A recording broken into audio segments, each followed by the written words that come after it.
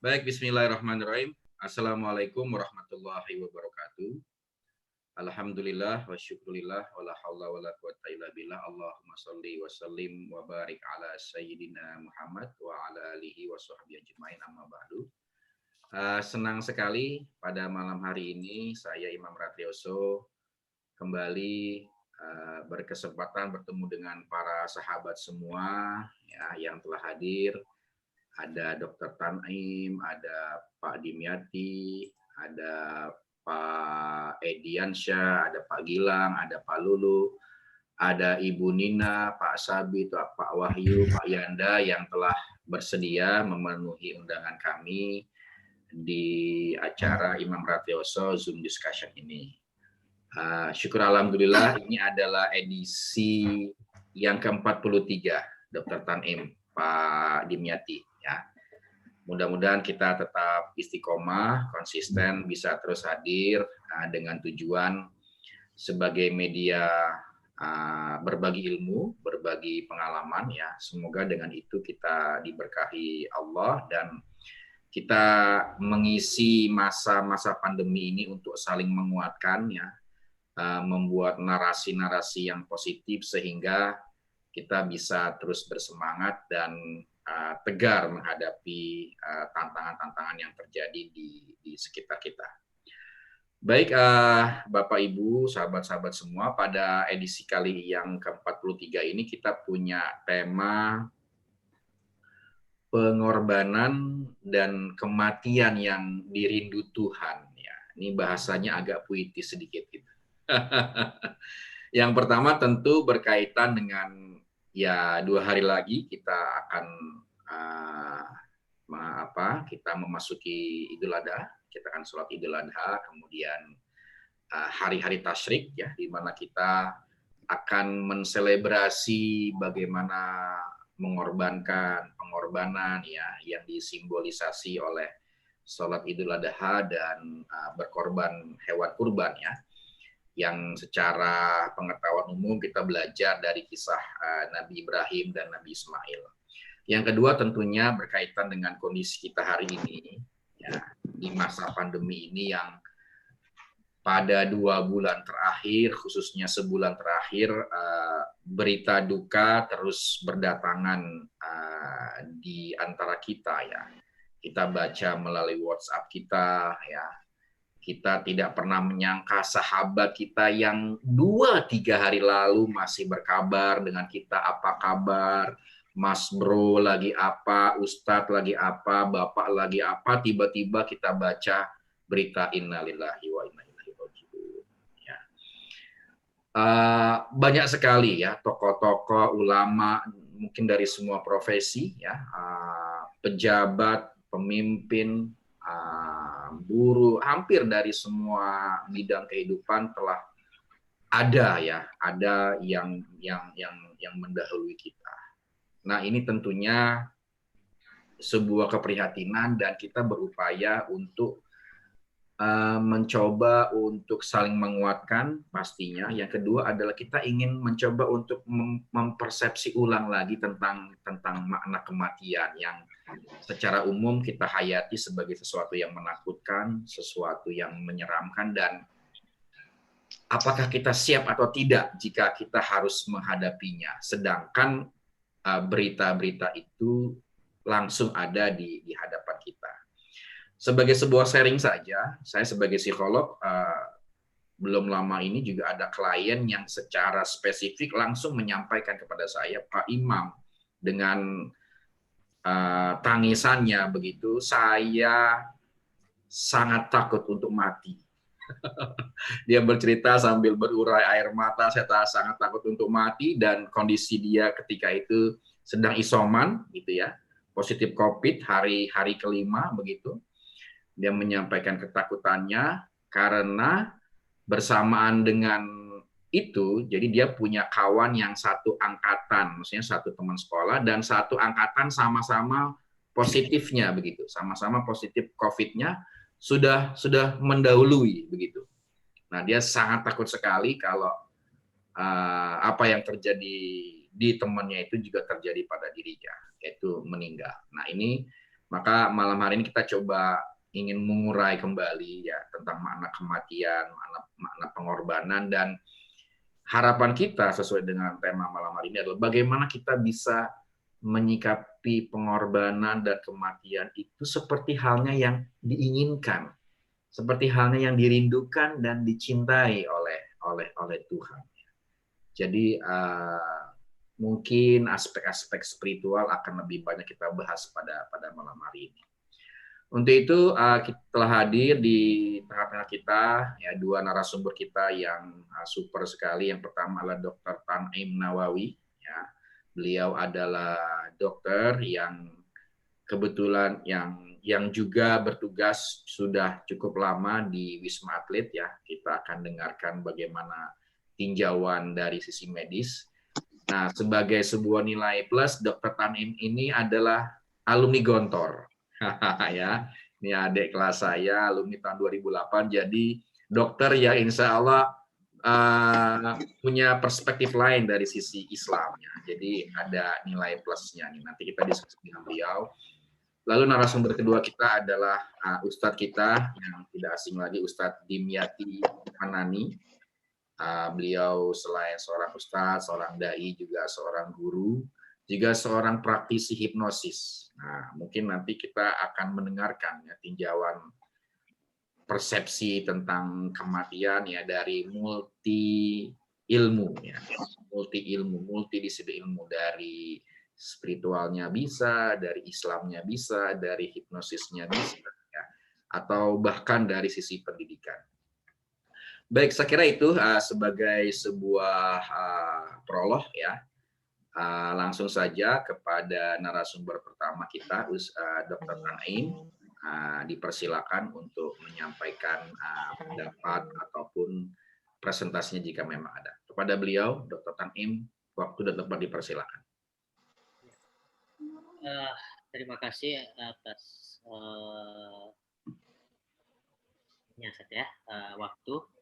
Bismillahirrahmanirrahim. Yang saya hormati Al-Ustaz Dimyati Fanani selaku pemateri ataupun narasumber kedua. Yang saya hormati Ustaz Imam Ratrioso selaku doktor dan selaku yang mengundang kami hadir pada kesempatan kali ini. Ya. Dan yang terakhir yang saya hormati seluruh audiensi yang ada saat ini. Ya, bismillahirrahmanirrahim. Assalamualaikum warahmatullahi wabarakatuh. Waalaikumsalam warahmatullahi wabarakatuh. Alhamdulillahirabbil alamin wa bihi nasta'in ala umuri dunya waddin. Shalatu wassalamu ala asyrofil anbiya'i wal mursalin. Yang pertama-tama, marilah kita panjatkan puja dan puji syukur atas kehadirat Allah Subhanahu wa taala yang telah memberikan kita nikmat, baik itu nikmat iman maupun nikmat kesehatan, sehingga kita mampu untuk bisa hadir pada session ini maupun kegiatan ini. Tak lupa pula salawat dan salam, tak lupa pula kita tunjukkan pada Nabiullah Muhammad SAW. Tanpa beliau kita tidak bakal bisa seperti sekarang ini. Ya, alhamdulillah pada kesempatan ini mungkin saya akan berbicara dari sisi lebih banyak dari sisi medisnya mungkin ya, terkait tema yang ada saat ini yaitu pengorbanan dan kematian yang dirindu Tuhan. Nah, mungkin sebenarnya dari tema ini mungkin lebih banyak mungkin dari Ustadz Dimyati yang lebih banyak ininya kalau dari melihat dari tema. Tetapi saya akan berbicara terkait faktual atau fakta yang ada di lapangan ataupun kondisi yang ada saat ini. Karena tentu dengan kondisi yang ada saat ini tentu banyak sekali pengorbanan-pengorbanan yang kita lihat ataupun yang kita alami seperti yang ada sekarang ini. Kemudian yang kedua terkait kematian. Walaupun kematian ini tentu pasti akan datang ya, tetapi tentu ada juga salah satu faktor-faktor yang pencetus kematian itu tadi. Nah, salah satu faktor pencetus dari yang banyak kematian itu salah satunya ya kondisi yang ada seperti sekarang ini, yaitu COVID-19 maupun corona yang ada. Oke, sedikit saya akan membahas terkait kesehatan maupun faktual yang ada di lapangan. Ya, di sini saya berbicara sebagai tenaga medis maupun praktisi kesehatan. Saya berbicara mungkin atas dasar keilmuan saya. Jadi kalau misalkan ada kata mungkin ataupun yang sesuatu yang di luar ini, mohon dimaafkan karena saya berbicara terkait dasar ilmu keilmuan saya. Oke. Sebenarnya seperti kita tahu bersama, pandemi COVID-19 itu terkait perkembangan penyakit ini sangat dinamis sekali ya. Dari awal munculnya penyakit ini sangat dinamis, mulai dari mutasi virus, kemudian long COVID, positif persisten, dan reinfeksi dan vaksin. Belum lagi selesai kita mengatasi virus ini, muncul lagi varian baru ataupun mutasi virus yang lain. Ya, tentu perjalanan penyakit ini sangat dinamis dan kita tidak tahu sampai kapan akan berada di kondisi seperti sekarang ini, dan harapan kami maupun pasti dengan semuanya harapannya mudah-mudahan virus ini cepat teratasi dan kita semuanya kembali normal seperti sedia kala gitu ya. Terkait pengobatan sendiri masih secara empirik ya, belum ada obat yang definitif. Artinya apa? Belum ada obat yang saat ini ada ampuh, artinya ampuh dalam menangani virus ini. Adapun obat yang ada saat ini yang diminum oleh pasien-pasien COVID-19 itu masih ada sebatas empiris, artinya masih sebatas belum definitif, artinya belum tetap, masih terus akan berganti sesuai update ilmu yang ada. Jadi sesuai update ilmu yang ada, artinya belum sesuatu yang ditetapkan ataupun dianjurkan oleh praktisi kesehatan itu tadi. Ya. Kemudian pencegahan masih menjadi hal utama. Salah satu pencegahan yang kita lakukan saat ini yaitu dengan menjaga protokol kesehatan. Bagaimana kita menjaga protokol kesehatan itu? Ya tentu dengan memakai masker, kemudian menjaga jarak, kemudian sering-sering mencuci tangan, kemudian yang aturan yang saat ini ada, mau itu lockdown, mau itu PPKM, tetapi tentu dengan aturan yang ada, yang diharapkan tentu adalah penurunan dari keputusan dari tadi. Dengan kita patuh terhadap protokol kesehatan dan patuh terhadap aturan yang ditetapkan oleh pemerintah, ya dengan harapannya tadi bisa menurunkan angka kesakitan dan COVID sehingga kita bisa beraktivitas kembali seperti semula, begitu ya. Oke. Salah satu pencegahan ataupun salah satu efikasi yang efektif saat ini yaitu tentu dengan vaksinasi ya, vaksinasi sebagai salah satu unsur pencegahan ya. Jadi kami sarankan dari kesehatan untuk segera melakukan vaksinasi. Kenapa kita sarankan untuk vaksinasi? Vaksinasi bisa membantu meningkatkan daya tahan tubuh kita maupun imunitas tubuh kita. Tetapi jangan menganggap bahwa vaksinasi sebagai jadi acuan gitu. Karena tentu dengan vaksin hanya membantu ya, bukan berarti kita sudah terlepas dari COVID, bukan berarti kita sudah bebas bisa melakukan bisa sudah tidak prokes lagi begitu. Nah, tentu dengan kita melakukan vaksinasi kita harus tetap prokes ya, menjaga karena kita belum keluar dari kondisi yang ada saat ini yaitu pandemi. Kemudian banyak pasien yang ini seperti merasa baik-baik saja ataupun tanpa gejala ya. Nah, ini garis besarnya ya.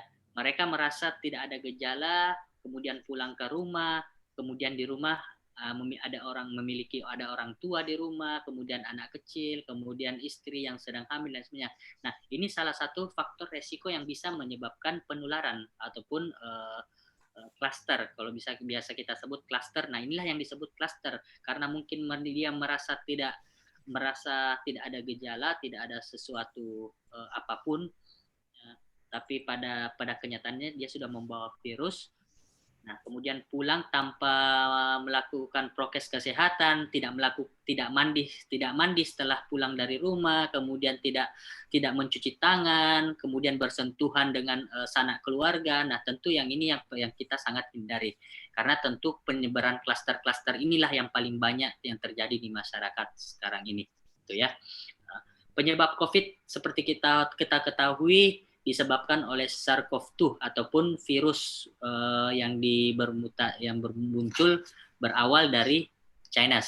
Nah, kajian awal pada saat itu munculnya berawal dari China. Seperti kita ketahui COVID-19 awal munculnya di tahun 2019. Makanya kenapa dia dinamakan COVID-19 karena munculnya di tahun 2019 tadi. Tetapi tentu para peneliti, para ahli masih mengkaji, masih meneliti ini sebenarnya virus ini bermuncul dari mana awal muasalnya, kan begitu. Jadi kita belum bisa melakukan, kita tidak bisa menjudge juga. Artinya tentu kita saat ini tentu harus lebih berhati-hati ya. Terkait penularan ini tentu kita bertanya-tanya ya. Saya tidak bersentuhan dengan pasien COVID, tetapi saya kok terpapar begitu. Nah, gitu. Jadi yang saya jelaskan di sini adalah transmisi penularan. Seperti kita ketahui di ilmu medis itu transmisi penularan terbagi dua, ada transmisi langsung dan transmisi tidak langsung. Yang dikatakan transmisi langsung ketika kita batuk ataupun bersin tanpa memakai masker, tanpa menjaga jarak, kemudian menularkan ke orang lain. Kemudian kita berada di jarak yang lebih dekat dengan orang lain. Tentu sangat berefek ya. Apalagi berefek menularkan virus tadi. Ya, kemudian efek tidak langsung tentu kita mungkin secara contoh kita bersin ataupun batuk kemudian mengenai salah satu benda, baik itu meja, apun gamping dan lain sebagainya, kemudian kita sentuh. Nah, ini yang terbanyak terjadi di masyarakat. Kita tidak ketahui bersama. Ya. Jadi makanya disarankan untuk sering banyak mencuci tangan. Banyak sering mencuci tangan karena jangan sampai sesuatu yang mungkin sudah dipegang oleh orang itu sudah terinfeksi ataupun terpapar, kemudian kita sentuh lagi, kemudian tanpa mencuci tangan kita bersentuhan dengan sanak keluarga, orang-orang di rumah kita, famili kita, orang kerabat kita, akhirnya itulah muncullah klaster ataupun penyebaran virus tadi, begitu. Ya, seperti kita ketahui juga faktor resiko ya, faktor resiko ataupun komorbid. Nah, tentu ini yang kita banyak hindari maupun khawatirkan. Nah, salah satunya penyakit komorbid ini salah satu pemberat, pemicu yang sangat virus cepat menyebarnya begitu. Artinya sangat rentan bagi pasien yang memiliki riwayat komorbid seperti riwayat asma, ginjal, jantung, dan lain sebagainya. Dengan harus hati-hati tentu dengan ini. Ya. Kemudian ya seperti kita ketahui juga bersama gejala COVID-19 itu ya. Artinya gejala-gejalanya mungkin sudah pada tahu semuanya, dari demam, batuk, pilek, asma, kemudian sesak. Tentu kalau kita memiliki gejala ini, yang kami sarankan ya tentu harus konsultasikan ke dokter secepatnya, konsultasikan ke dokter, kemudian untuk melakukan rapid supaya apa? Supaya kita bisa men-tracking ketika kita terinfeksi. Jangan sampai kita nggak mengontrol, tidak terkontrol, nggak ter-tracking. Akhirnya ini juga bisa menjadi salah satu faktor penularan begitu. Bisa menjadi klaster-klaster baru lagi. Ini yang kita hindari seperti sampai saat ini. Ya. Apalagi kita ketahui faktor varian virus baru ini, varian Delta yang sedang marak sekarang ini, dan tentu penyebaran yang tanpa diduga-duga dan sangat tidak pernah terbayangkan penularannya itu sangat dinamis, sangat meningkat ya, artinya sangat meningkat. Kita tidak pernah menduga virus ini bisa berkembang maupun menular ke orang dengan sangat begitu cepatnya gitu. Kita ketahui bersama di rumah sakit saat ini kondisi hampir semua rumah sakit full dikarenakan perkembangan virus tadi. Ya, tentu harapan kami semua kepada seluruh audiens bisa menyampaikan kepada sanak keluarga maupun kerabat dan sebagainya agar tetap di rumah dan menjalankan prokes tadi. Dan kami harapkan dengan anjuran pemerintah untuk PPKM di rumah, tentu ini sangat berdampak bagi penurunan angka kejadian COVID. Ya, saya tidak berbicara angka ekonomi maupun sosial, tetapi saya berbicara dari angka kesehatan. Ya, saya berbicara dari sesuai background saya kesehatan. Tentu kami harapkan ini sangat berdampak, apalagi sejak ditetapkannya PPKM ini 2 minggu ini, alhamdulillah sudah ada sedikit penurunan, walaupun tidak signifikan, tetapi itu sangat membantu juga dalam menurunkan angka penurunan. Dan kita belum tahu keputusan pemerintah apakah tetap memperpanjang ataupun menyetopkan PPKM ini, tetapi dengan prokes tetap melakukan protokol kesehatan. Tetapi yang kami harapkan dengan adanya PPKM ini tentu terjadi penurunan ataupun angka COVID tadi maupun kematian itu tadi ya. Tadi saya berbicara dari segi kesehatan. Mungkin saya akan sedikit berbicara dari segi, karena saya adalah mantan santri juga gitu ya. Mantan santri itu saya harus menampilkan juga atau menampilkan background saya juga. Walaupun saya dulu santri, tetapi bukan berarti saya sekarang ini bukan santri gitu ya, dokter yang santri. Darul mafasid muqaddam ala jalbil masalih. Artinya apa? Meninggalkan kemafsadatan harus didahulukan daripada mengambil kemaslahatan.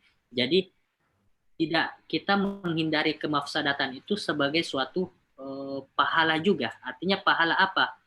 Kita dengan menjaga protokol kesehatan, meninggalkan menjaga jarak dan lain sebagainya, itu tentu pahala juga. Kenapa saya bilang pahala? Tentu kita dengan menjaga diri kita, tentu kita menjaga orang lain juga dari penularan tadi. Ya, seperti kita tahu bersama, ada beberapa fenomena di lapangan ataupun masyarakat. Ini kok kita dilarang ke masjid, kita dilarang beribadah. Yang dilarang itu bukan ibadahnya, tetapi yang dilarang itu berkerumunnya. Bukan berarti sholat di masjid bisa mengurangi ketakwaan kita kepada Tuhan. Di rumah pun kita masih bisa juga beribadah. Masih bisa beribadah, meningkatkan ibadah, dan sebagainya. Tentu dengan hikmah yang ada saat ini, pandemi tadi, ya tentu kita harus semua, mungkin bukan dari sisi ini saya pun juga begitu, saling mengintrospeksi diri. Tentu hikmah di balik ini semua, kita disuruh meningkatkan ketakwaan kita kepada Tuhan dengan banyak-banyak beribadah, begitu. Kemudian banyak berkumpul dengan keluarga yang ada di rumah, mungkin sanak keluarga dan family, ya. Kemudian memperbanyak ibadah tadi. Dan tentu untuk menjaga kesehatan kita semua, begitu. Mungkin dari segi kesehatan mungkin sudah banyak tadi saya sampaikan. Ya mungkin kita setelah ini lebih banyak berdiskusi aja mungkin Sat ya. Nanti akan disampaikan oleh Ustaz Imyati dari segi itunya, mungkin lagi dari segi keislamannya. Tadi karena saya berbicara dari segi praktisi kesehatan ataupun fakta yang ada saat ini, tentu nanti akan disandingkan juga dengan sisi keislaman ataupun hikmah-hikmah apa saja yang bisa diambil dari pandemi ini. Ya, cukup sekian mungkin Sat. Ya. Oke, terima kasih Dr. Tanaim yang telah mengingatkan kita semua bahwa varian Delta COVID ini nampaknya masih cukup mengganas ya. Artinya kita tetap disiplin ya, menjaga protokol kesehatan, kita menghormati apa yang sudah diterapkan oleh pemerintah, kita mendukung upaya-upaya pemerintah untuk bersama menjaga prokes ya, melindungi diri pribadi, melindungi keluarga, dan tentunya pada pencapaiannya adalah melindungi segenap bangsa kita ya dengan prokes tersebut. Terima kasih Dr. Tanim. Kita akan berdiskusi lagi nanti. Selanjutnya kita ke narasumber kedua kita, Ustadz Dimyati Fanani. Kepada beliau, waktu dan tempat dipersilakan. Assalamualaikum warahmatullahi wabarakatuh. Waalaikumsalam warahmatullahi wabarakatuh. Bismillahirrahmanirrahim. Walhamdulillah wal khairu wa syarru bi masyiatillah wa la haula wa la quwata illa billah. Ba'd. Sahabat-sahabat saya yang insyaallah super sekali baik hatinya, Bapak Imam Ratrioso, Dr. Tanim Nawawi. Semoga anak saya bisa mengikuti jejaknya ya. Amin. Amin. Amin ya rabbal alamin. Begini. Ya, tidak usah berpanjang lebar lah. Yang pasti insya Allah yang selama ini kita menjaga kesehatan, protokol kesehatan dari segi agama itu adalah bagian dari ibadah kepada Allah Subhanahu wa taala. Allah Subhanahu wa taala sebutkan dalam Al-Qur'an Karim, a'udzubillahi minasyaitonir rajim wa anfiqu fi sabilillah wa la tulqu bi aydikum ila tahlukah. Ketika Allah sebutkan wa anfiqu, dan berinfaklah kamu di jalan Allah, berinfak di jalan Allah,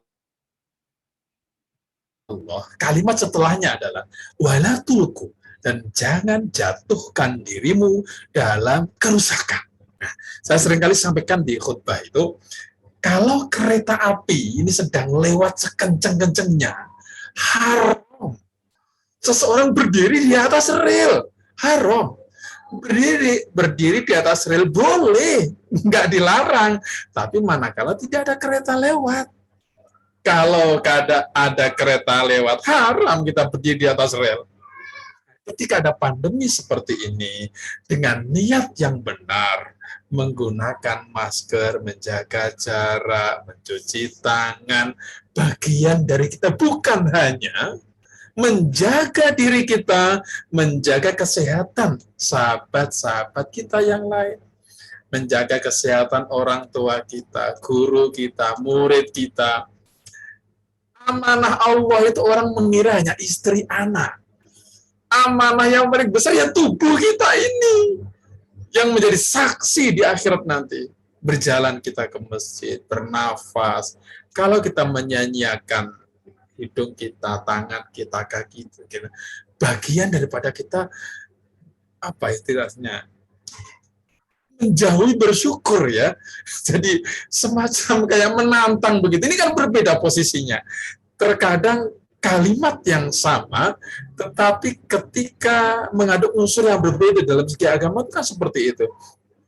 Mari kita kembali ke Quran hadis. Orang yang mengatakan seperti itu, kalau yang dimaksudkan adalah hanya kembali belajar bahasa Arab doang, lalu menggali hukumnya, baca, diputuskan sendiri, bencana. Celaka. Apa yang dimaksudkan Allah dalam Al-Quran tidaklah belum tentu sama dengan yang dia pahami, hanya berbekal bahasa saja. Nah, dari sinilah maka Rasulullah menyebutkan, agar kita mengikuti mengisah Al-Quran. Dalam Al-Quran itu kan kisah-kisah lebih dari 60, bahkan 80% itu kisah. Artinya apa? Kesuksesan seseorang itu meninggalkan jejak. Seperti ini dulu pernah dialamin ketika zaman Nabiullah Yusuf. Nah, bagaimana jejaknya Nabiullah Yusuf pada saat seperti ini? Orang jujur harus ngaku. Itu kan dicontohkan Nabi Yusuf itu. Wa ana amin. Saya bisa dipercaya untuk menjadi Perdana Menteri. Perdana Menteri ya, menjaga keuangan lah. Pada saya bisa dipercaya. Artinya apa? Menjadi orang yang jujur saat ini. Profesinya. Dan ini memang betul-betul dibutuhkan saat ini. Orang yang sukses meninggalkan jejak, tapi sebaliknya juga.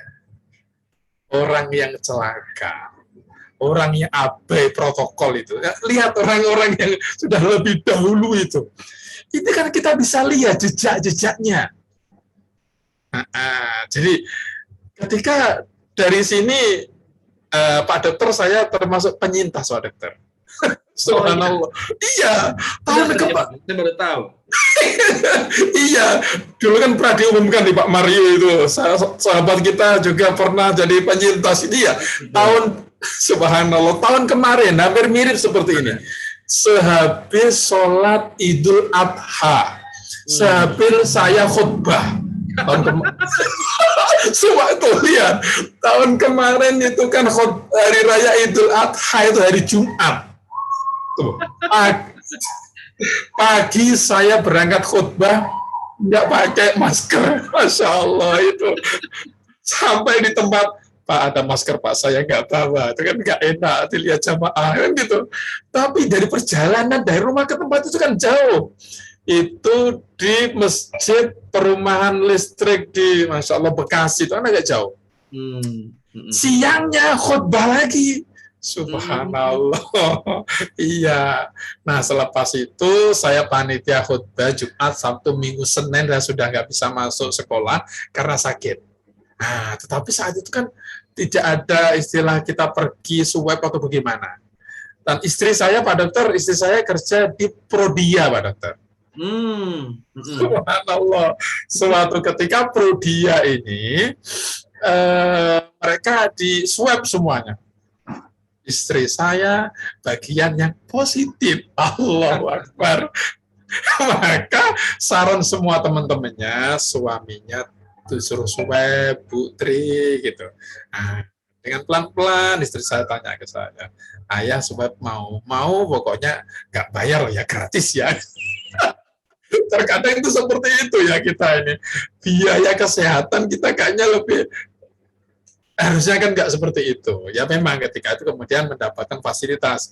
Istri saya, beberapa temannya di Puskesmas Duren Sawit, swab semuanya, saya, anak-anak semuanya, termasuk yang di belakang itu, yang di Gontor itu.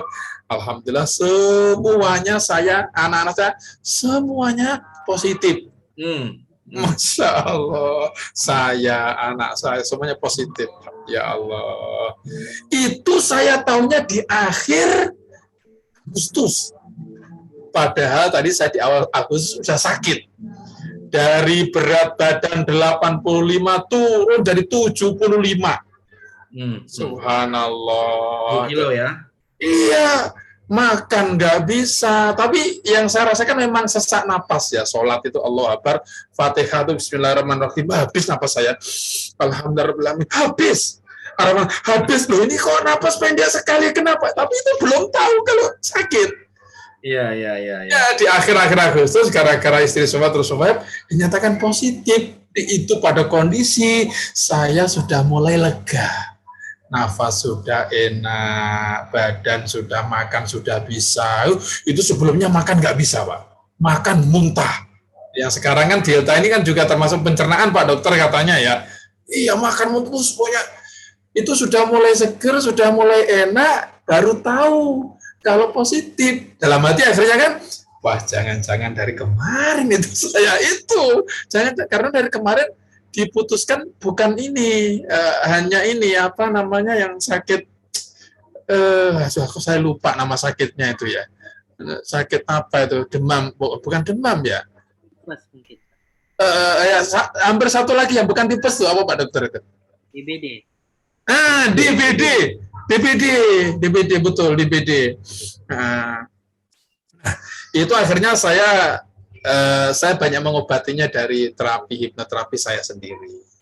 Saya asumsi besar saya, sebagaimana yang saya alami bahkan ketika sudah terasa sembuh itu, ada surat yang menyatakan positif. Langsung rasanya itu pikiran tuh ya Allah, kagetnya. Nah, itu kalau yang mengalami seorang dokter, seorang nakes yang mengerti bahayanya itu kan, saya kan kurang begitu mengerti saat itu. Langsung pikirannya masing-masing, Masya Allah, mati ini, gak berbahaya, gawat ini. Wah, itu yang membunuh itu bukan, Insya Allah, bukan virusnya, tapi ketakutannya dalam dirinya. Nah, ini sebagaimana yang saya dalami, tapi ya saya nggak tahu Pak Dokter ini, Pak Dokter yang bisa, nanti yang bisa lebih mencerahkan barangkali yang betul Pak Dokter. Dulu ketika saya belajar hipnoterapi itu diceritain seorang yang meninggal, mati di ruangan Fraser raksasa itu meninggal, mati beku badannya. Nah, dia tertinggal, karyawan tertinggal, mati beku. Nah, heboh. Yang bikin heboh bukan karena dia mati beku di dalam freezer raksasa tempat dia kerjanya, tapi kenapa kok bisa-bisanya orang ini mati beku, kaku badannya dalam kondisi mesin freezer off.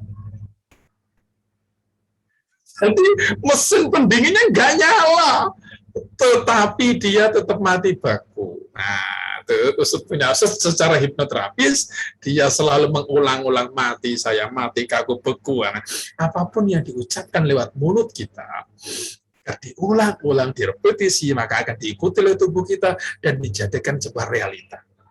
Nah, ini yang saya tarik ke dalam sebagaimana suatu ketika Rasulullah mengunjungi orang sakit, ini didatangin orang tua itu. La ba'sa tahurun, insya Allah nggak apa-apa, sembuh insya Allah. Ini orang tan jawab, kalla bal hiya huma tafur au tanur ala syekhin kabirin tazidul kubur. Tapi ini demamnya mendidih Rasulullah, yang jika menimpa orang tua macam saya, yang sangat bisa menyeret pada kematian. Mendengar kata itu Rasul menjawab, meskipun tidak dengan nada keras ya, fana'am idzan. Lah kalau begitu ya iya. Yang kamu pikirkan begitu, maka mudah bagi Allah mewujudkan apa yang dalam hati dan pikiran kita. Dalam hadis qudsi yang lain, ana inda zonni abdi bi. Aku, Allah Subhanahu wa Ta'ala, mudah sekali mewujudkan, menjadikan realita apa yang menjadi prasangka hambaku. In zanna khairan falahu wa in zanna syarran falahu. Jika dia menyangka yang baik, baginya nasib baik. Kalau dia menyangka yang buruk, baginya keburukan. Ditutup sabdanya Nabi. Maknanya saja ya, kalau segala sesuatu itu yang mengalami adalah orang mukmin, orang muslim, semuanya baik. Kalau dia mendapat kebaikan, dia bersyukur, dia dua pahalanya, bersyukur dan kebaikan. Seandainya dia dapat ujian dan dia sabar, menghapuskan dosanya dan dia tetap mendapatkan kebaikan untuk akhiratnya. Jadi apapun yang diterima, dialami seorang muslim, mukmin, selama kita berpositif thinking kepada Allah, Allah akan tunjukkan jalan kesembuhannya. Allah akan tunjukkan, bertemu dengan dokter, bertemu dengan orang yang berkata baik, jangankan orang lain, kata-kata orang yang bisa, kata-kata negatif bisa nyungsep, bisa masuk dalam pikiran orang, maka kata-kata itu kalau yang sudah muncul dari dirinya sendiri, sudah lebih dahsyat lagi pengaruhnya. Kurang lebih begitu Pak Imam. Nah, mari kita buka diskusi bersama. Oke. Iya. Oke, terima kasih Ustaz Demyati. Baik, kita buka sesi diskusi ya bagi para sahabat Bapak Ibu yang ingin bertanya atau menyampaikan pendapat, silakan langsung saja atau bisa melalui chat. Baik, Pak Demyati, Dr. Tanim, sambil menunggu teman-teman bertanya, mungkin dari saya dulu nih. Kan kebetulan Pak Demyati juga penyintas nih. Ya, betul. Nah, kira-kira bagaimana nih Pak Demyati? Kan ini kan kita menjadi hari ini sepertinya mengalami kedukaan massal ya, kemudian kepanikan massal, kecemasan massal, kolektivitas gitu. Nah, bagaimana kita memaknai ulang tadi sesuai dengan tema kita ya, memaknai ulang tentang makna kematian tadi begitu ya. Ketika ya ada sahabat-sahabat kita yang hari ini masih isoman, masih terpapar COVID begitu ya, mereka masih berjuang dengan penyakitnya. Lalu ada juga sahabat-sahabat kita yang lain mungkin tidak terpapar COVID, tetapi karena kondisi PPKM tidak bisa bergerak bebas dan itu berdampak kepada ekonomi segala macam. Nah, bagaimana kita bisa memaknai ulang ini dan berpindah perspektif dari yang mencemaskan menjadi sesuatu yang positif, menjadi sesuatu yang menggembirakan, bisa kita bawa enjoy ya gitu. Itu kira-kira mungkin jadi pertanyaan pembuka nih buat Dr. Tamim dan Ustaz Dimyati. Saya dulu kan dokter ya. Padahal Pak Dimyati dulu nggak apa-apa. Iya. Jadi begini, ya Allah. Nah, saya berbagi. Jadi ketika kemudian saya sudah ketika itu mulai badan enak, nyaman, baru cek PCR itu kemudian dinyatakan positif, apa yang terjadi? Kemarin pas sakit itu, yang terjadi diomongkan Ustadz Dimyati terkena COVID. Masya Allah, pedagang kaki lima itu, dokter, Pak Imam, yang biasanya lewat, nggak berani lewat rumah. Masya Allah, ya Allah, ada orang lewat depan rumah itu lari. Sudah jauh dari rumah, jalan lagi. Ya kan, saya kan Ustadz ya, orang kan nggak berani, kalau keluar kita nggak berani, Pak jangan keluar, nggak berani. Seandainya bukan itu mungkin akan lebih parah kali ya. Saya ketika keluar dari rumah tuh, ada orang yang di depan rumah itu, lari masuk ke dalam Pak. Saya lihat tuh, takutnya lari masuk ke dalam. Allahu Akbar. Ini kalau kita tidak berteguh hati, berhusnudon, ikhlas ridho kepada Allah. Ini intinya tuh di situ. Akhirnya yang muncul ketika dalam istirahat saya itu yang dulu saya pelajari, ya Allah, Allahumma ahyini maka natil hayatu khairan li wa tawaffani maka natil wafatu khairan li. Ya Allah, kalau memang itu saya belum tahu loh ya, sudah diumumkan ya. Tapi itu sudah saya ucapkan ketika sebelum PCR itu. Kalau memang hidup ini lebih baik, ya Engkau dengan Maha Kuasa yang akan mendatangkan obat atau berbagai macam cara. Allah yang menciptakan sebab, Allah yang menciptakan akibat. Allah bisa menciptakan sebab, tapi Allah tidak menciptakan akibatnya. Sebaliknya, Allah menciptakan akibat tanpa harus melalui sebab, kuasa Allah Subhanahu wa Ta'ala. Iya, saya hanya mohon ridho Allah, terus cara-cara tradisional menghirup daun apa itu loh ya, itu terus olahraga ya sebisanya saja, lambat laun makan tiba-tiba sudah mulai enak sendiri. Itu semuanya berawal dari ridho atas segala Allah. Berpikir positif, ya Allah, alhamdulillah ya Allah. Nah, dan ini nasihat mungkin nggak tahu kalau sahabat-sahabat bisa kuat untuk mengamalkannya begini.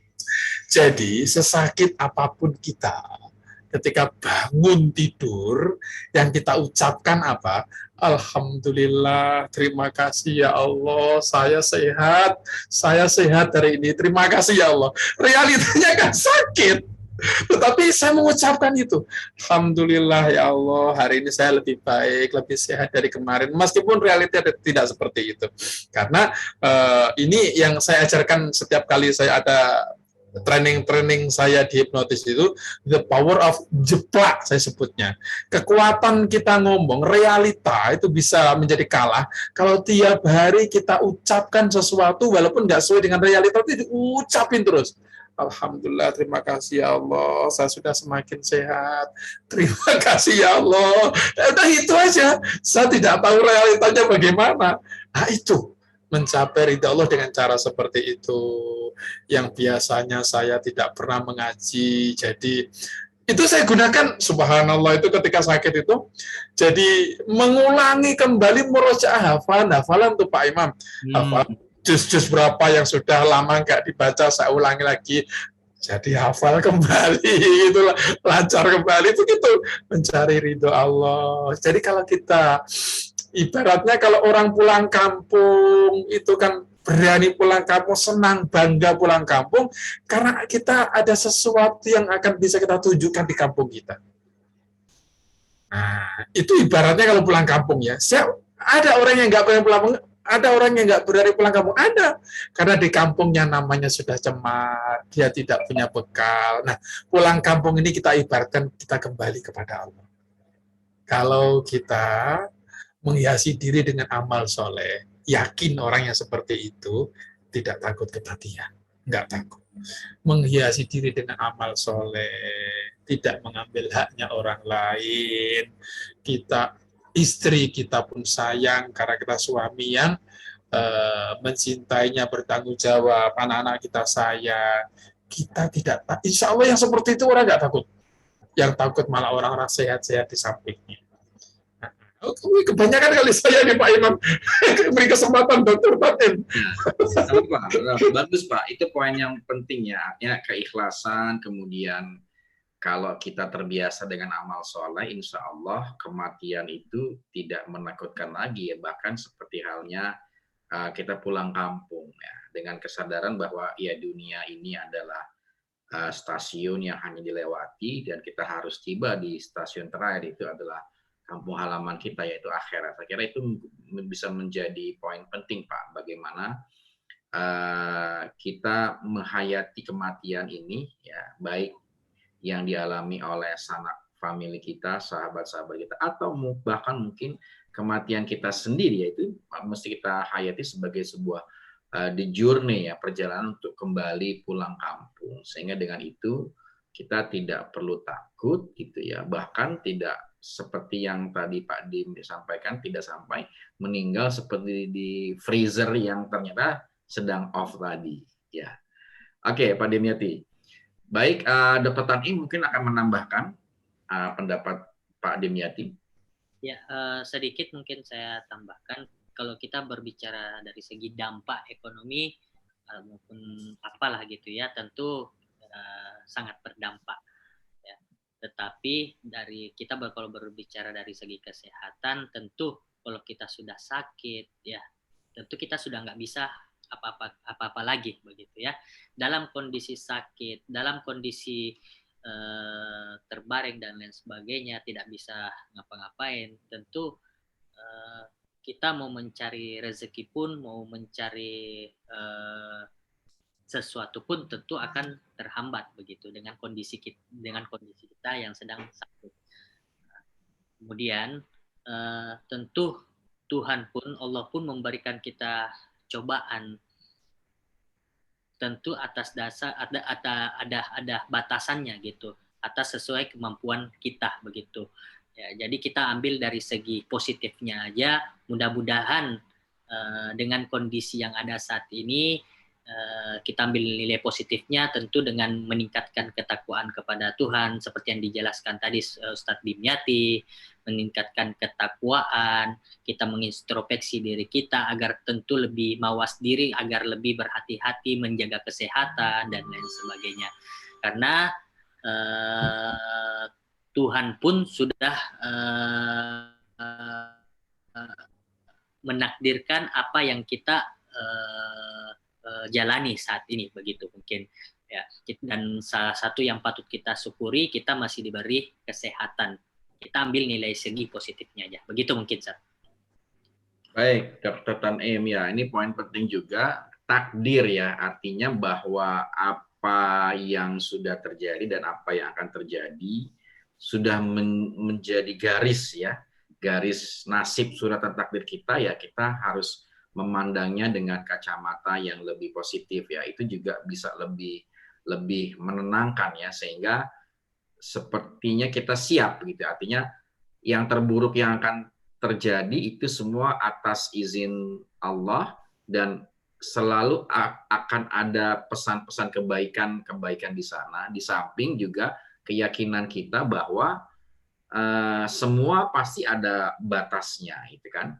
Dan bersama batas itu kita diberi anugerah kekuatan untuk menghadapi cobaan ya, betapapun beratnya ya. Kira-kira itu mudah-mudahan bisa menambah ketenangan kita ya, bahwa bersama kesulitan di dalamnya ada kemudahan ya, bahwa dalam satu pintu yang tertutup masih ada pintu-pintu lain yang terbuka yang bisa kita masuki ya, begitu. Baik, Dipersilakan kepada para sahabat, Bapak Ibu yang ingin mengajukan pertanyaan ataupun ingin menguatkan, menambah perspektif tema kita malam hari ini. Mungkin dari Pak Nyoman, sahabat saya ini yang baru bergabung.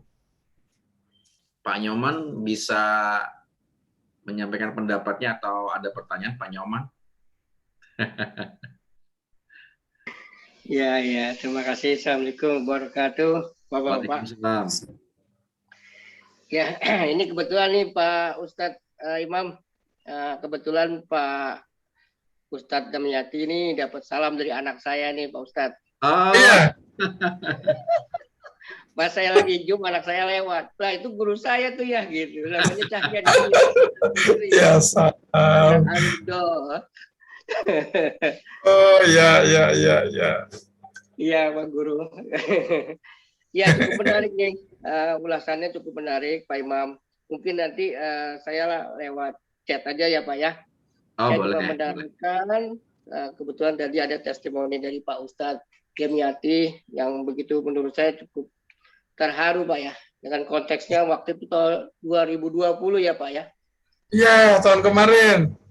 2020 Agustus, pas-pas lagi horor-horornya ya. Iya. Oke Pak, saya rasa cukup. Pak Oke. Imam, nanti saya lewat chat aja. Oke. Terima kasih Siap. Pak. Terima kasih Pak Nyoman. Terima Ya, kasih. Assalamualaikum. Ya. Ya, mungkin dari Dokter Amnur ada pertanyaan atau urun pendapat, Dokter Amnur? Atau Pak Khairul Huda, ini sahabat lama kita yang di grup 3S juga. Atau Mas Wahyu, Ibu Ina, Pak Ediansyah, Mas Falik ada pertanyaan Mas Falik? Saya tambahkan. Ya, oke, sambil menunggu. Dr. Tanim, kalau demikian ya, kira-kira strategi kita ini ya selain prokes itu ya, katakanlah vaksin ya, vaksin ini kalau katakanlah kan kita punya berapa ya, 250 juta ya, itu akan selesai dalam berapa minggu, berapa bulan, berapa tahun itu, Dr. Tanim? Jika strateginya adalah vaksinasi itu bisa menekan penyebaran COVID. Ya, tentu harapannya agar supaya vaksin ini cepat semua sudah vaksin begitu. Karena seperti saya sampaikan tadi, vaksin ini membantu membentuk imun tadi.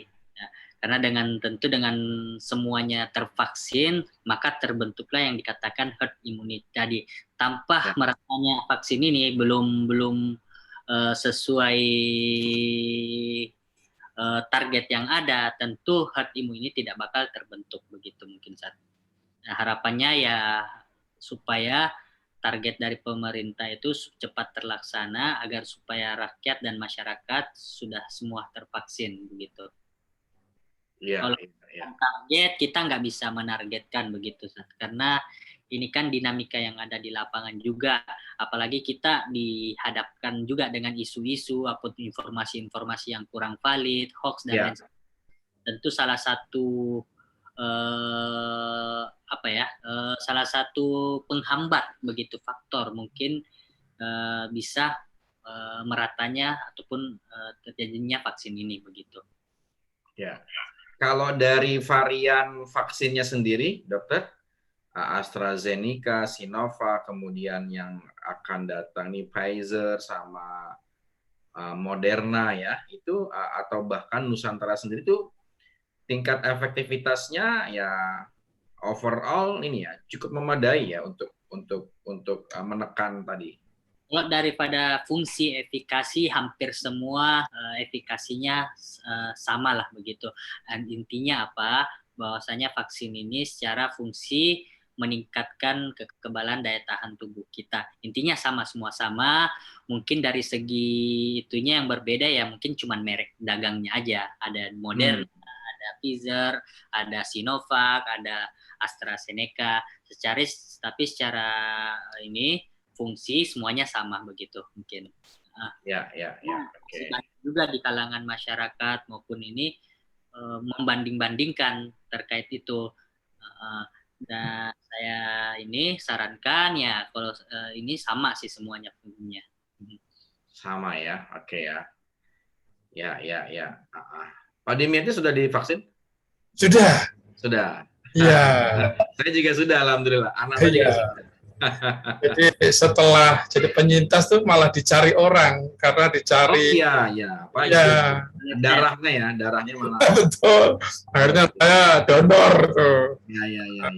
Tapi apakah Anda memiliki surat-surat lengkap? Urus surat-surat saya lengkap semua. Surat ketika dinyatakan positif ada, dinyatakan negatif ada, semuanya nih surat-suratnya. Ya. Ini sebenarnya satu contoh nyata betapa istilahnya sengsara membawa nikmat. Ya kan, di balik sesuatu ada hikmahnya. Ternyata kita perlu sakit dulu untuk menjadi orang yang lebih bermanfaat ya. Maksudnya darah kita ini bisa lebih manfaat untuk orang lain di tengah suasana yang katakanlah penuh keprihatinan, suasana COVID ya begitu. Ini satu contoh nyata lah gitu ya. Ya meskipun ya tidak juga harus COVID dulu untuk bisa jadi orang yang bermanfaat ya begitu. Iya. Ya, baik. Berikutnya Pak Khairul Huda, sahabat di Lamongan, ada pertanyaan atau Pak Amnur, Dr. Amnur, Pak Ediansyah di Lampung, sahabat kita, Pak Khairul Hudaya, atau Ibu Ina, silakan jika ada yang ingin ditanyakan lagi. Baik Pak Imam. Ya, silakan. Assalamualaikum warahmatullahi wabarakatuh. Waalaikumsalam. Silakan Pak Edi. Untuk Pak Dimyati sebagai penyintas, tadi saya agak terlewati sebenarnya waktu dinyatakan atau diperiksa itu bergejala sebagai apa. Terus mungkin kelanjutannya isolasi mandiri ya. Bisa diceritakan ya.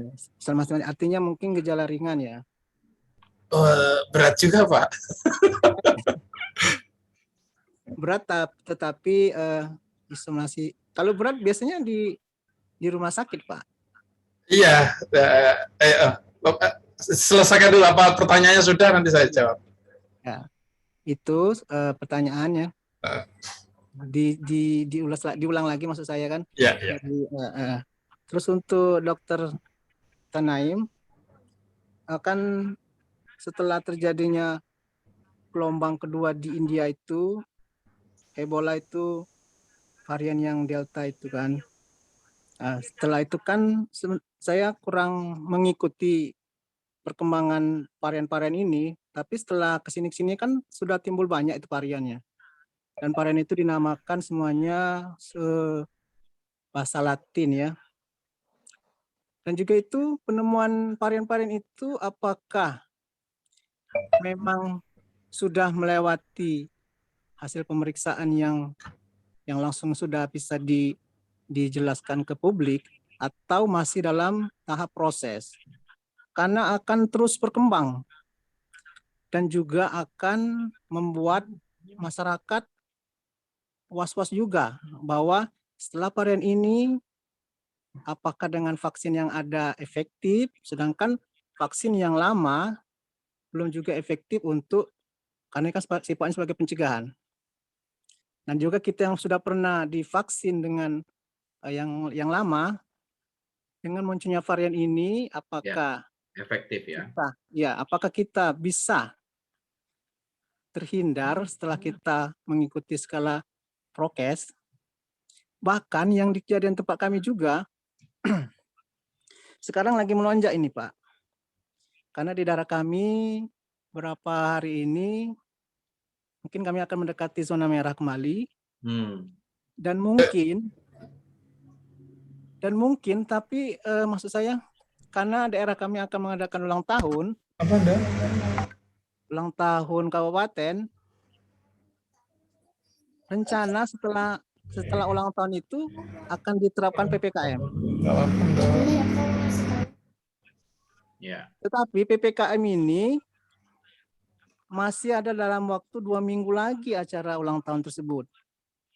Nah, ini mungkin berbenturan dengan acara-acara lain yang sudah ditetapkan. Mungkin akan datangnya gubernur ya ke daerah kami, maka untuk itu ditunda dulu. Sedangkan sekarang kasusnya sudah melonjak karena kapasitas di rumah sakit di daerah kami sudah full dan juga petugasnya sudah ada penambahan. Dan setelah heboh ini baru ada tindak-tindakan seperti penyemprotan atau yang lain-lainnya. Sedangkan selama ini itu oleh daerah itu diabaikan. Karena sifatnya kerumunan segala macam tetap berjalan walaupun kasus juga meningkat dan juga kematian juga banyak. Pernah dalam satu malam 3 rumah sakit ada 3 kematian di rumah sakit kami saja ya. Katanya di rumah sakit lain juga ada juga kematian. Nah, jadi apakah dari mindset kita bahwa segala keluhan kita yang sifatnya mengarah ke situ akan divonis COVID, sehingga masyarakat was-was ya. Kalau misalnya ada gejala seperti itu, mereka akan takut di-COVID-kan atau memang mereka akan COVID. Dan mereka akan pasti kalau tidak di rumah sakit, dia akan isolasi mandiri. Jadi intinya mungkin bisa disimpulkan oleh Pak Dokter ya dari pertanyaan saya perkataan saya yang banyak. Ya. Ya. Oke, Itu terima aja, Pak. kasih Pak Edi. Sebagai informasi Pak Dimyati sama Dr. Tanim, beliau ini seorang nakes Pak. Beliau perawat, jadi ya cukup paham kondisi di lapangan dan istilah-istilah medis ya. Baik, mungkin Pak Dim dulu untuk menjawab pertanyaan dari Pak Edi. Masih di mute Pak. Oke, nah, sudah ya? Ya, sudah. Ya, jadi saya bukan tidak bergejala, tetapi karena memang istri saya ya merasa perawat gitu. Karena istri saya kerja di Prodia Pusat Jakarta yang di Keramat itu. Jadi seluruh Prodia itu lapornya ke situ. Jadi istri saya kena isolasi mandiri. Saya juga sebenarnya disuruh isolasi ke rumah atlet. Nah, saya bilang istri saya, ini ke rumah atlet gimana Bunda? Kalau ke rumah atlet, siapa yang merawat anak-anak gitu? Saat itu kita belum tahu. Kalau boleh satu keluarga gitu. Ayah enak di sana, nanti anak-anak siapa yang merawat gitu. Ya sudah, kita di rumah aja, nggak usah kemana-mana. Nah, gitu. Masya Allah. Tetapi memang rezeki saya selama dalam isolasi itu selalu aja ada.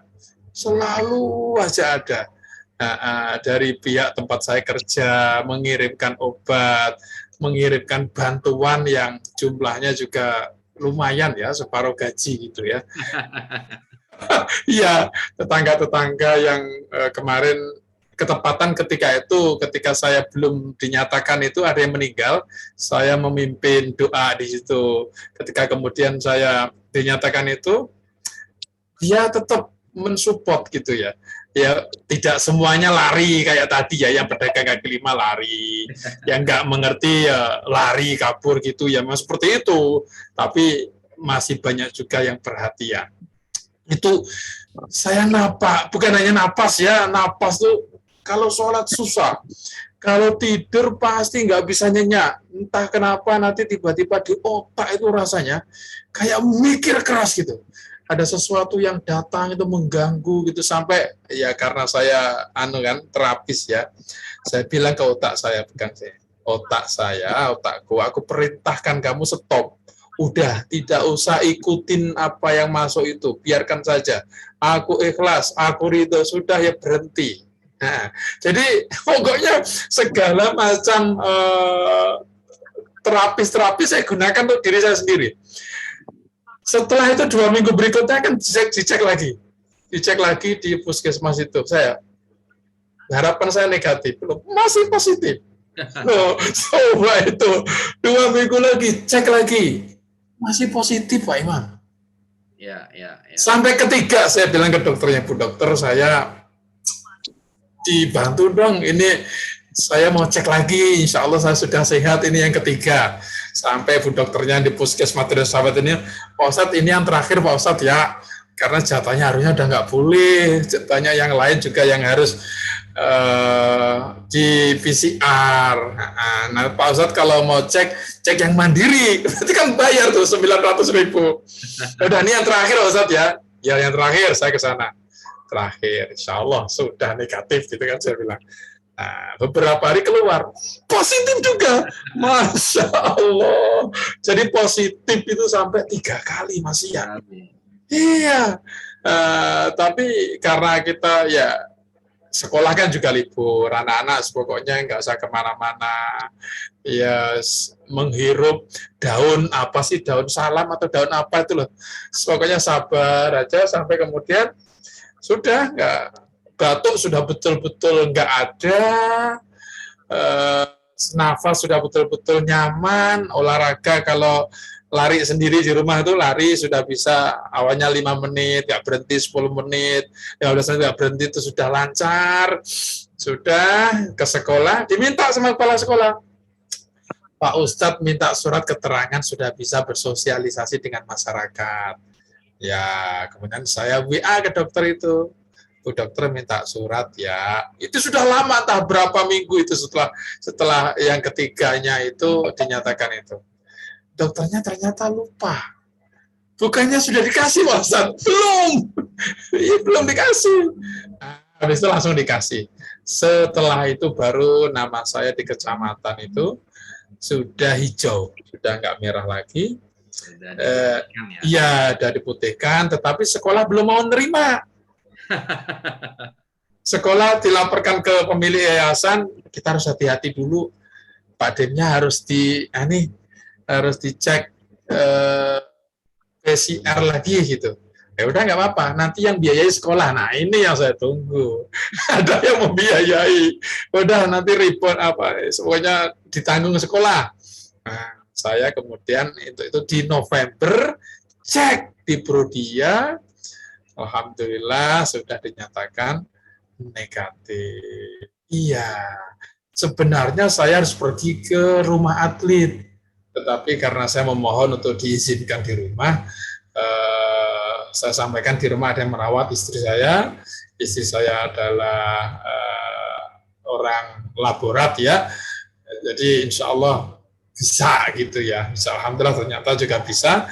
Saya sampaikan juga surat negatifnya, saya kirimkan ke dokter puskesmas juga, semuanya juga sudah baik lah, baik. Intinya badan fisik kita ini perlu nutrisi, jiwa kita juga perlu nutrisi. Itu intinya, poinnya. Kalau orang itu tidak bisa membedakan antara kedamaian dengan kesenangan. Kesenangan dia merasa damai, damai dia juga padahal tidak. Kalau kesenangan itu letaknya di nafsu. Kalau kedamaian di hati. Iya. Nah, kalau hati damai, sakit jadi terasa lebih ringan. Itu aja poinnya di situ. Poinnya di situ. Jadi ya Allah. Itu udah saya kehabisan kata-kata. Nanti ngomong lagi deh kalau masih ada waktu. Silakan dokter. Oke. Terima kasih. Ini poin yang penting sekali nih. Kedamaian itu di hati, ya. Kalau kesenangan itu letaknya di nafsu. Nah, kita mungkin mesti melatih untuk meniteni lagi ya, yang mana yang mendamaikan dan yang mana yang menyenangkan ya, sehingga bisa proporsional terhadap hati dan nafsu ini. Terima kasih Pak Dim. Baik, Dr. Tanim mungkin bisa memperkuat ya pertanyaan dari Pak Edi tentang efektivitas dari vaksin kita ya. Silakan dokter. Terima kasih tadi dari pertanyaan Pak Edi ya. Saya menarik ini pertanyaan-pertanyaannya dan ternyata background-nya pun sama dari kesehatan juga. Ya, oke. Terkait varian baru ya. Varian yang awal kita kenal itu hanya satu macam saja. Dan setelah ini bermutasi dan muncullah varian-varian baru. Dan tentu munculnya varian-varian baru ini sudah berdasarkan hasil dari kajian para ahli ya, dari kajian-kajian dari para ahli epidemiolog maupun ahli-ahli praktisi kesehatan lainnya. Jadi kita tidak tahu akan sampai berapa macam ataupun sampai kapan virus ini akan bermutasi dan sampai kapan kita akan berada di kondisi seperti ini. Tentu harapan kami semua sebagai nakes, apalagi yang berada saat ini di garda terdepan, artinya bersentuhan langsung dengan pasien, tentu sangat mengharapkan kondisi yang ada saat ini cepat-cepat berlalu, karena kondisi praktis tenaga kesehatan yang ada saat ini sudah sangat sudah banyak tenaga kesehatan kita saat ini sudah merasa kewalahan dengan kondisi meningkatnya pasien di rumah sakit. Kemudian vaksin yang ada pada saat ini bukan berarti tidak bisa mencegah varian-varian yang ada. Tentu vaksin ini dihadirkan sebagai salah satu solusi ataupun salah satu pencegahan. Dengan adanya vaksin ini minimal itu mengurangi resiko keterpaparan dan minimal mengurangi gejala-gejala yang ada mungkin dari berat, kemudian yang sedang. Yang kami harapkan dengan adanya vaksinasi ini, tingkat keterpaparan orang itu berkurang. Kemudian efek dan gejala yang dirasakan pun tidak separah yang dialami oleh orang-orang yang berada di rumah sakit saat ini. Kemudian terkait dinamika yang ada sekarang ini, kita tidak tahu ya sampai kapan kita dalam kondisi, karena virus ini terus bermutasi begitu, bermutasi seberapa macam dan seberbagai besar efek yang ditimbulkan. Itu para ahli masih terus berjuang, masih terus melakukan kajian-kajian, dan para ahli-ahli kita pun sudah banyak juga yang sudah merasa yang sudah meninggal, kewalahan dan lain sebagainya. Tadi yang harapannya ya tentu dengan adanya vaksinasi ini mengurangi hal-hal yang tadi. Kemudian dari segi indikasi medis ya, dari indikasi medis tidak mungkin kita menjas ataupun mendiagnosa seseorang ataupun pasien itu tanpa berdasarkan indikasi penyakit begitu. Pak Ediansa mungkin saya rasa cukup tahu karena background kesehatan juga. Kita sebagai seorang dokter maupun praktisi kesehatan, baik itu perawat dan yang lain-lain, tentu dengan menyatakan penyakit ini itu sudah berdasarkan dengan indikasi ya, berarti ada indikasinya. Kalau kita merunut, kalau bahwasanya kita mengatakan atau berpersepsi hampir kebanyakan rumah sakit ataupun dokter meng-COVID-kan orang, itu tidak benar, karena tentu pada kenyataannya kita melihat kondisi di rumah sakit yang ada saat ini tentu sangat memprihatinkan. Hampir semua pasien di rumah sakit membutuhkan oksigen. Apa itu dibuat-buat? Tidak ya. Apa itu di orang membuat dirinya sakit? Tidak. Apakah orang membuat dirinya itu sampai kita beberapa hari dirundung kabar duka? Kan tidak juga ya. Dan tentu fakta yang ada saat ini ya,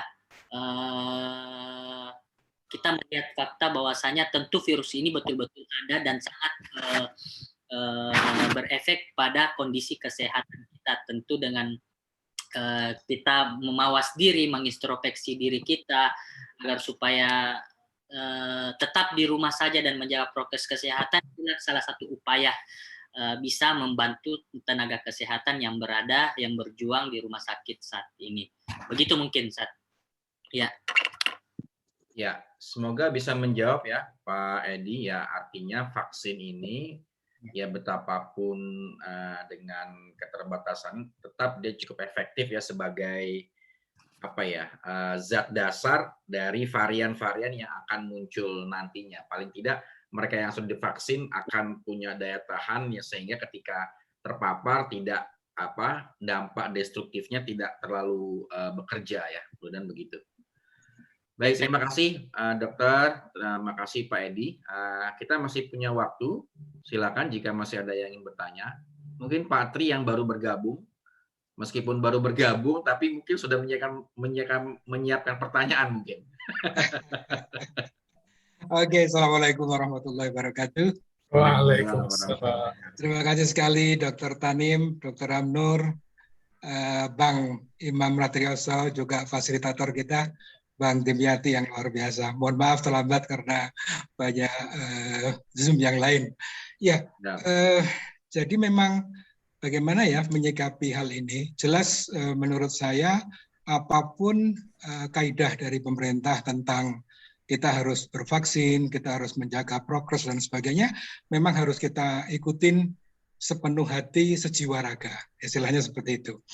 Tetapi juga ada hal-hal di mana semua ini kan karena Allah ya, kembali lagi. Kalau istilah saya dengan Mas Imam itu, bagaimana kita connecting ke Allah. Menghadapi ini mungkin kita harus lebih berconnecting secara mendalam ke Allah juga. What happens adalah bahwa di perumahan saya itu dari awal ada yang sudah sangat menjaga kesehatan. Pembantu yang datang harus mandi, harus di segala macam, ganti pakaian, kemudian GoFood juga dari jauh harus segala macam ya. Padahal di Satpam kami juga sudah. Tapi ya Allah, seluruh keluarga itu kena ya. Tapi alhamdulillah juga dan ternyata sehat juga. Dibawa ke rumah sakit dan sebagainya. Kami ngatur cari ambulan sampai ke Wisma Atlet ya, telepon sih. Kemudian baru ke Cinere dan sebagainya. Luar biasa.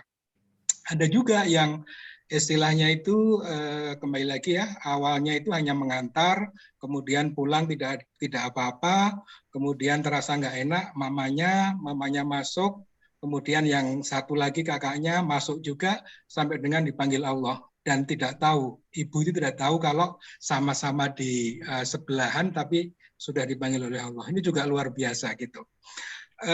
Dan beberapa hal yang lain ya. Jadi menurut feeling saya itu memang betul-betul kita harus taat, tunduk, patuh, tetapi juga kita harus kembali reconnecting ke Allah tadi. Allah menciptakan virus dengan segala keadaannya, dok. Itu kan juga pasti ada maksud dan tujuannya, ya. Bahkan di viral itu juga ada ya yang ahli terapi saraf telinga ya, yang pada waktu ada pasien COVID itu dia hisap ininya, kemudian juga meninggal juga. Ya, agak viral kan itu. Kan sesuatu yang mungkin agak semacam melawan ataupun ya Masya Allah apakah ria atau apa, itu juga sangat tidak bagus gitu. Ya, jadi mungkin itu aja Mas Imam dan dokter dan seluruh hadirin yang ada. Jadi menurut saya dua ya, kita memang harus ikut, tunduk, patuh, apapun juga, vaksin juga harus terpenuhi, termasuk kami juga vaksin awal ya di Gelora Bung Karno yang luar biasa banyaknya itu. Kita datang jam 6:04 itu sudah banyak sekali Mas Imam, sampai ya Allah bisa nggak kita akhirnya juga bisa ya, 1 dan 2 dan seterusnya. Luar biasa itu.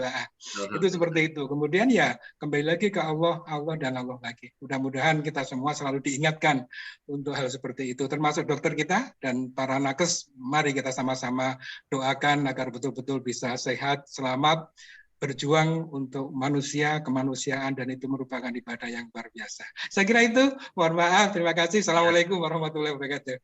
Waalaikumsalam. Terima kasih Pak Tri ya sudah mengingatkan kita, intinya adalah connecting, dan reconnecting lagi ya kepada Allah ya. Cuman memang bagaimana connectingnya, bagaimana frekuensinya, bagaimana getarannya, mungkin kita perlu satu tema tersendiri. Tapi Pak Tri harus jadi narasumbernya karena beliau punya banyak metodologi bagaimana connecting sama Pangeran, sama Gusti Allah.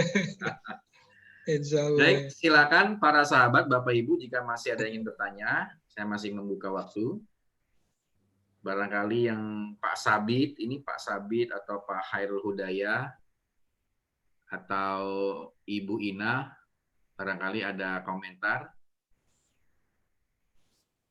Baik.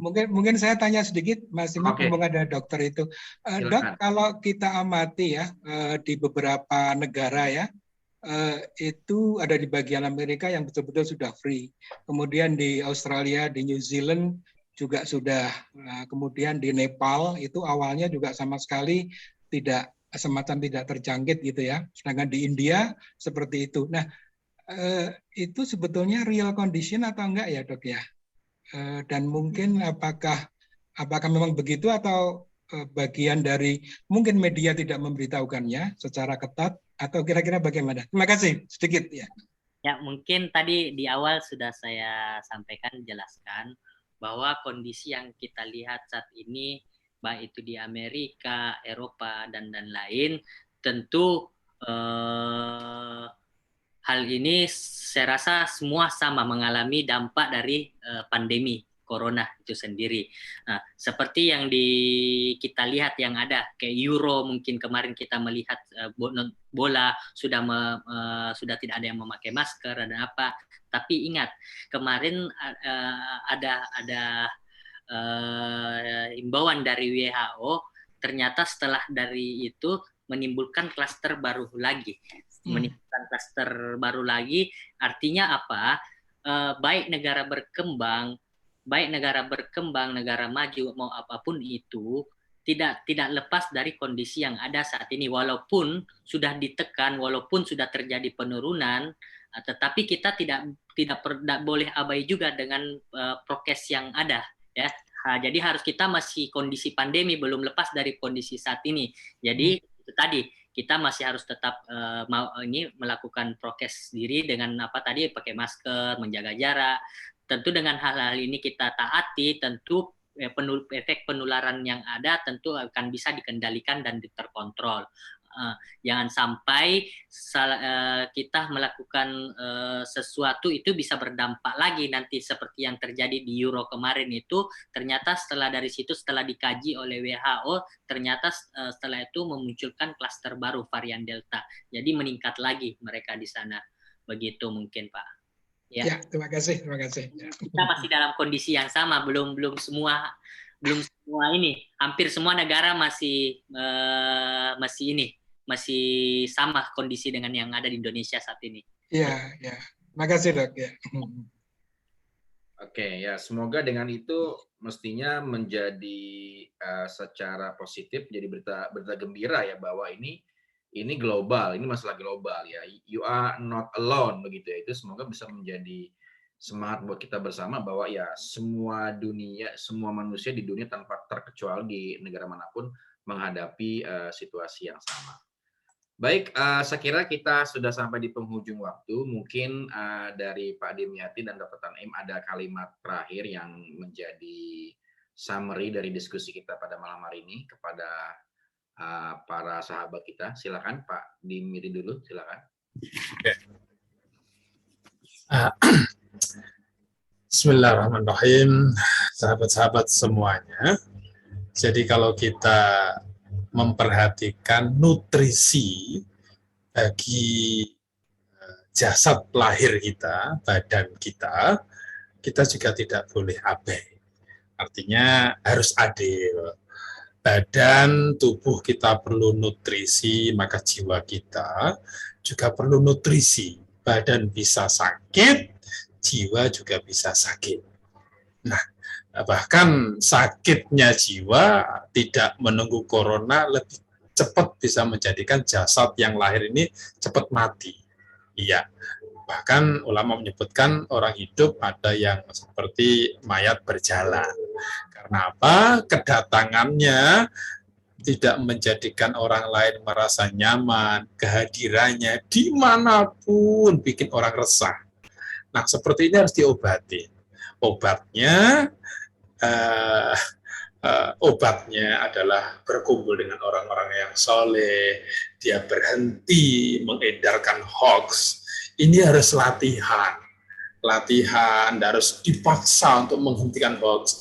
Karena akibatnya orang-orang yang di luar, yang dia tidak sangka, yang kemudian memakan hoax, ya, yang diterima sebagai nutrisi jiwanya, membahayakan. Nah, penyebar hoax ini kalau tidak menghentikan, dia ibaratnya memiliki jariah dosa terus menerus, ya Allah. Semuanya kita sedang berjuang, semuanya berjuang di posisi kita masing-masing, yang ulamanya, yang dokternya, yang guru, yang para terapis. Mari kita sama-sama tidak saling mencaci maki, mencari-cari kesalahan. Mari kita bangun.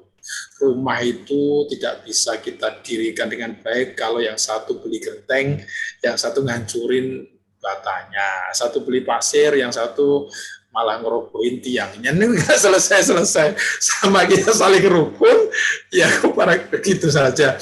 Ya, insya Allah nanti kita bertemu kembali. Mohon maaf ya. Assalamualaikum warahmatullahi wabarakatuh. Waalaikumsalam warahmatullahi wabarakatuh. Silakan Dr. Tanim, Ya, kalimat terakhirnya. saya cuma menekankan dari segi kesehatan aja, mengingatkan kepada semua, ya tentu kita belum lepas dari kondisi ini, tentu dengan menjaga menaati prokes yang ada, menjaga diri kita, tetap di rumah dan lain sebagainya, itu sudah hal yang cukup membantu bagi kami, bagi tenaga kesehatan. Karena dengan menjaga diri kita, tentu menjaga keluarga kita juga, kemudian menjaga orang-orang sekitar kita. Mudah-mudahan kita selalu dalam lindungan Tuhan, bisa terus diberikan kesehatan, begitu ya. Amin.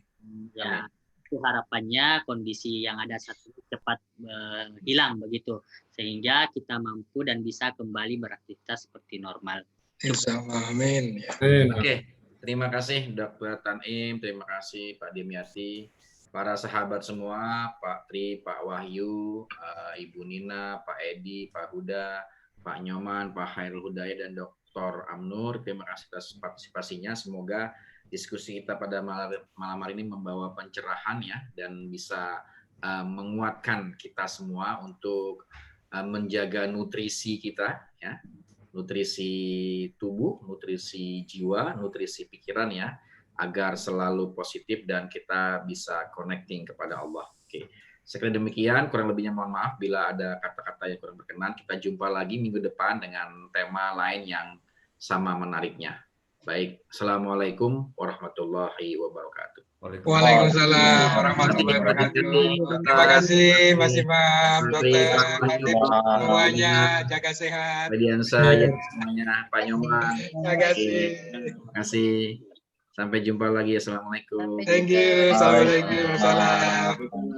Wabarakatuh.